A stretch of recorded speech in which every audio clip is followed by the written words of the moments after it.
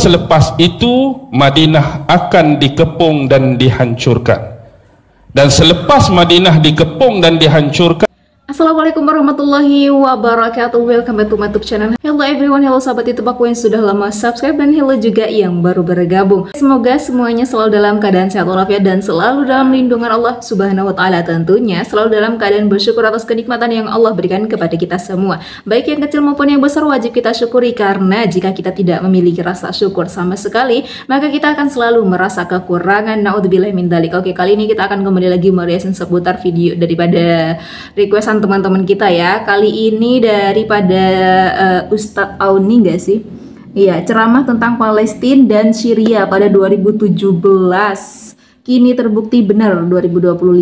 Masya Allah, Ustadz Auni Muhammad, Masya Allah, tabarakallah. Daripada penasaran videonya seperti apa, langsung saja kita klik dulu yuk videonya. Check it out. Satu benda aja, bila hari itu Donald Trump umumkan tentang penguasaan terhadap Baitul Maqdis atau Jerusalem, sebelum ni nampak tak kita permainan-permainan dan agenda-agenda yang berlaku sebenarnya untuk melorongkan satu track. Ni pandangan saya dan pengamatan saya. Sebab dalam satu hadis Nabi yang diriwayatkan oleh Imam Ahmad dan Imam Abu Daud, apabila Baitul Maqdis sudah dikuasai, maka selepas itu Madinah akan dikepung dan dihancurkan. Dan selepas Madinah dikepung dan dihancurkan akan berlaku pertempuran yang besar.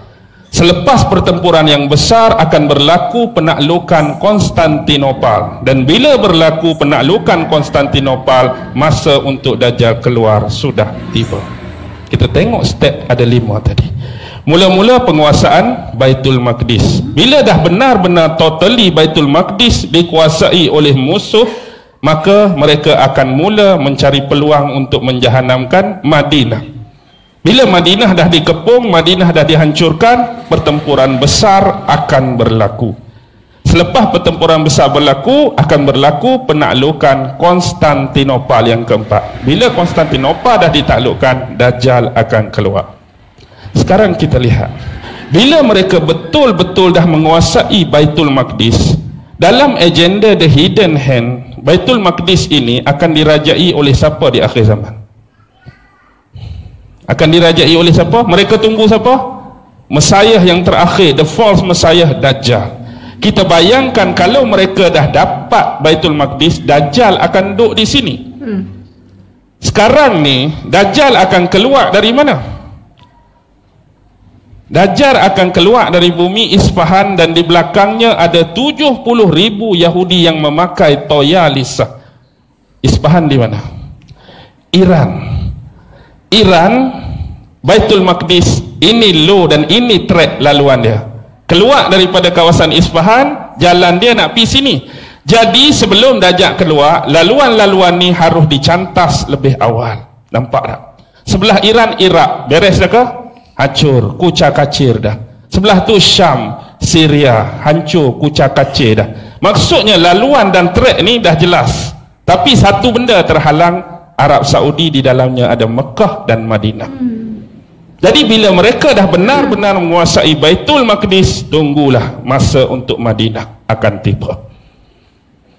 Sebab sekarang di atas gunung bergaram Jabal Habsyi sudah ada apa? Yang kita katakan sebagai istana Dajjal. Dia tak boleh masuk. Dia tak boleh masuk ke bumi Madinah. Tetapi juga Rasulullah menyebut bahawa satu masa, ingat tak hadis tentang ketukkan kaki Dajjal 3 kali tu. Bila Dajjal ketuk kaki dia, akan keluarlah manusia-manusia yang dikatakan bersifat munafik walaupun daripada dalam bumi Madinah. Ketukan yang kedua akan keluar lagi lelaki-laki dan perempuan. Ketukan yang ketiga keluar lagi. Yang tinggal yang betul-betul beriman saja. Walaupun kita rasa safe di situ, selamat di situ, tapi kalau yang kita tu ada bermasalah, kita juga akan terkeluar dan menjadi pengikut-pengikut Dajjal. Jadi bila mereka dah menguasai Madinah, otomatik laluan ni makin senang. Terus saja. Lalu ke Iraq, lalu ke Syam, lalu ke Arab Saudi, terus ke Israel. Anda nampak tak benda ni? Jadi permainan yang dibawa ialah Wahabi vs Syiah. Orang hak lawan Wahabi akan dituduh Syiah, orang hak lawan Syiah dituduh Wahabi. Kita hak duduk tengah ni yang kena ya. Lawan hak ni, oh Syiah kena. Lawan hak ni, kita kena Wahabi. Ni je permainan. Sebab tu bila mula-mula mereka umumkan penguasaan Baitul Maqdis oleh Donald Trump, ada ura-ura bahawa dua negara Arab besar akan bertarung, akan berperang, iaitu Arab Saudi dengan Iran. Apa tujuan dia? Fahamlah, ikut law dan track tadi. Jadi sekarang ni, di samping mereka nak cari Imamul Mahdi, sebenarnya antara salah satu agenda dia, mereka nak melorongkan track dan laluan yang mudah kepada raja terakhir mereka. Dan ingatlah apa yang disabdakan oleh Rasulullah tentang kisah Nabi Allah Ibrahim dan Ismail. Mungkin ini adalah dari kacamata kerohanian guru-guru yang bersifat kesufian. Bila mana kita melihat anak Nabi Ibrahim, antara Ishak dengan Ismail, siapa yang kena sembelih? Ismail yang kena sembelih. Dan sembelihan Ismail itu keturunan dia adalah keturunan Arab sekarang. Dan kita lihat keturunan mana yang sedang disembelih dan dibunuh dengan sewenang-wenangnya sekarang untuk menjayakan misi ini. Ini adalah clue yang cukup penting. Jadi Arab akan dimusnahkan, Arab akan dibinasakan, Arab akan dibonekakan, Arab akan dicaturkan. Dan Allah juga ada perkiraan dan perancangan sendiri. Betul. Maksudnya konsep akhir zaman kita tidak akan lengkap tanpa kita membicarakan tentang isu Dajjal, tak akan lengkap bila tak membicarakan tentang Ya'juj Ma'juj, tak akan lengkap tanpa membicarakan Imam Mahdi, tak akan lengkap tanpa membicarakan turunnya Nabi Allah Isa alaihi salam. Dan ini adalah percaturan-percaturan akhir zaman. Tetapi kenapa dalam lafaz-lafaz hadis selalunya ada kekeliruan dan kesamaran? Sememangnya itulah sifat hadis-hadis dan rahsia akhir zaman. Kalau ditiun dengan mudah, senang tak? Imam Mahdi akan keluar, nama dia Bukhari bin Yusuf, nombor 17, Kampung Sungai Rusa, Pulau Pinang. Senang tak orang nak cari? Kalau hadis lagu tu, senanglah orang nak cari Imam Mahdi. Ni dia bagi muka lagu ni, sifat lagu ni, tubuh dia lagu ni, mata dia lagu ni, kan nak cari. Oi, dahi luah ramai juga dahi luah ni dah. Apa dia lagi contoh? Hidung mancung, ramai juga hidung mancung. Gigi jarang, telinga pepes, macam-macam. Jadi dia buat macam tu, nak suruh dia pun payah. Lepas tu Dajjal pun dia buat lagu tu juga. Tu yang payah kita nak kenal Dajjal tu. Kalau Dajjal akan keluar daripada bumi California, nombor 13, jalan sekian-sekian, pergi terus alamat tu tak? Jadi inilah dia kata fitnah, inilah dia kata ujian. Sebelum Dajjal keluar, yang berbahaya ialah fitnah-fitnah dia yang lebih awal. Jadi kita hari ni duk bertembung dengan fitnah-fitnah dia sebelum keluar zahir dia. Lepas ni dia akan mengaku jadi Nabi, seterusnya mengklaim dan mendakwa dia adalah Tuhan. Sebab itulah antara projek pluralisme untuk menyatakan kesamarataan semua agama ni sebenarnya last sekali akan menjurus kepada penerimaan Dajjal sebagai Tuhan. Bahaya. Sebab itulah kita tolak konsep pluralisme hari ni. Semua agama sama, cakap senang, semua agama sama, tapi bila kita minta buat, senang ke payah? Islam, Hindu, Buddha sama. Kalau sama, minta orang Hindu masuk Islam, berani ke tak? Dah kata sama, berani ke tak agak-agak? Masuk ke tak? Dah orang kata tu, semua agama sama. Orang Hindu kata, terang masuk Islam dah sama, apa bezanya? Agak-agak dia nak masuk ke tak bang? Dia tak nak masuk. Orang Buddha kata sama juga dengan Kristian, suruh Buddha masuk Kristian, nak ke tak? Tak, cakap saja. Cakap saja sama, bila kita minta, jadi tak sama.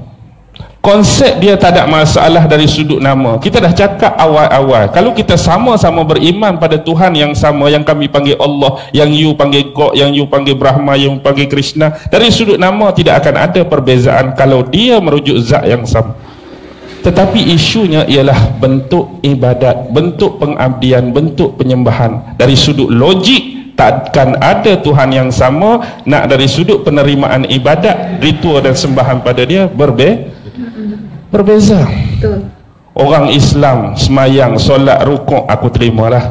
orang ni nak pasang colok pun aku terima. No. Kalau Tuhan tu sama, cara ibadat pun mesti sama. Tetapi hari ni bila konteks agama samawi, why kita berbeza cukup luas. Maksudnya di tengah jalan sudah dirosakkan. Kalau benar-benar Muhammad Nabi dan Rasul terakhir, pasti Taurat dah beritakan. Kalau benar-benar Muhammad Rasul terakhir, Zabur dah beritakan, Injil dah beritakan. Tiba-tiba bila mari hak Yahudi zaman ni hak mengaku beriman pada Taurat, tak ada ayat tentang Muhammad.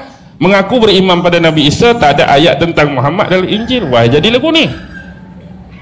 Adakah Taurat berbohong tentang Muhammad? Adakah Injil menafikan tentang Muhammad? Sedangkan Tuhan yang sama, Nabi-Nabi yang sama, bawa ajaran yang sama, Islam yang sama. Pasal apa jadi berbeza? Perbezaan ni sengaja dicetus untuk kita hari-hari bergaduh. Kalau dia buat jangan ganggu, jangan kacau, tak ada masalah, kita tak bergaduh. Ni kita perlu wujudkan perbezaan, kita perlu wujudkan ketidaksamaan, kita perlu wujudkan provokasi. Agar hari-hari hak ni kata dia paling bagus, Nabi kami paling baik, hak ni paling bagus, ajaran kami paling baik, hari-hari duk bergaduh. Sebenarnya hak tolong bergaduhkan kita ni hak tak ada agama pun. Dia yang nak menggaduhkan kita atas isu agama, isu aliran, isu parti, isu puak, isu kumpulan. Sampai hari ni pun kita duk terkekang dengan sistem ni, duk bergaduh hari-hari. Hak duk relax geng-geng dia lah, hak duk kau untung tak? Faham ke tak ni? Masya Allah, jadi itu merupakan ceramah dari Ustadz Auni ya teman-teman ya. Pertama kali ini aku reaction Ustadz Auni kayaknya ya, atau mungkin sebelum-sebelumnya pernah, kayaknya baru kali ini. Oke, mungkin dari teman-teman yang udah nonton video ini, mungkin yang tahu lebih jelasnya lagi bisa ditulis di kolom komentar biar kita bisa sharing bareng-bareng di kolom komentar ya teman-teman ya. Oke, mungkin sekian dulu video dari kami. Tunggu video-video terbaru dan terseru lainnya. Terima kasih sudah mengklik video ini. Mohon maaf bila ada salah kata. Wassalamualaikum warahmatullahi wabarakatuh.